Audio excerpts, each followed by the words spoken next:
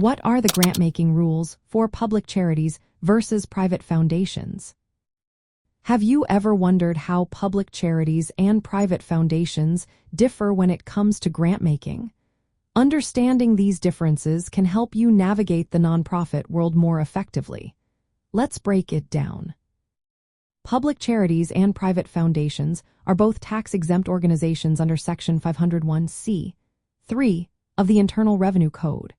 However, they operate under different rules and regulations. Public charities typically receive broad support from the public.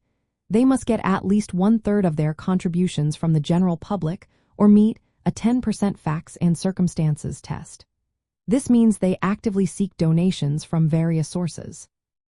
On the other hand, private foundations are usually funded by a single individual, family, or corporation. They do not rely on public support, which shapes their grant-making approach. Public charities primarily use their funds for direct charitable activities and programs. While they do make grants, these are often part of their broader mission. Private foundations, however, focus mainly on making grants to other organizations or individuals. When it comes to regulations, private foundations face stricter rules. They cannot engage in self-dealing, which means they cannot conduct financial transactions with insiders like major donors or board members. They also have limits on business holdings and specific restrictions on the types of grants they can make.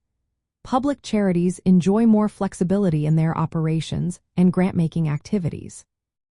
However, if they manage donor-advised funds or scholarship funds, they may need to follow some private foundation rules. Another key difference is the mandatory payout requirement. Private foundations must distribute at least 5% of their assets annually for charitable purposes. This ensures they actively support charitable causes. Public charities do not have a minimum payout requirement since they are funded by ongoing public support. Governance also varies between the two. Public charities are governed by a diverse board of directors, ensuring accountability to the public. In contrast, private foundations often have more concentrated control, typically held by the founding family or a small group of donors. Tax deductibility of donations is another important factor. Donations to public charities generally qualify for higher tax-deductible limits, allowing donors to deduct up to 50% of their adjusted gross income for cash gifts. Donations to private foundations have lower limits, capped at 30% of adjusted gross income for cash gifts. Lastly, when making grants to individuals, private foundations must follow strict internal revenue service rules. They need to ensure that grants serve charitable purposes and do not benefit individuals personally. Public charities have more leeway in this area but still need to ensure their grants align with their charitable mission. Understanding these distinctions is essential for anyone involved in nonprofits.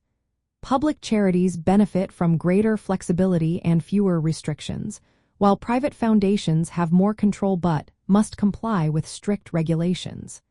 Knowing these differences can help you make informed decisions in the nonprofit sector.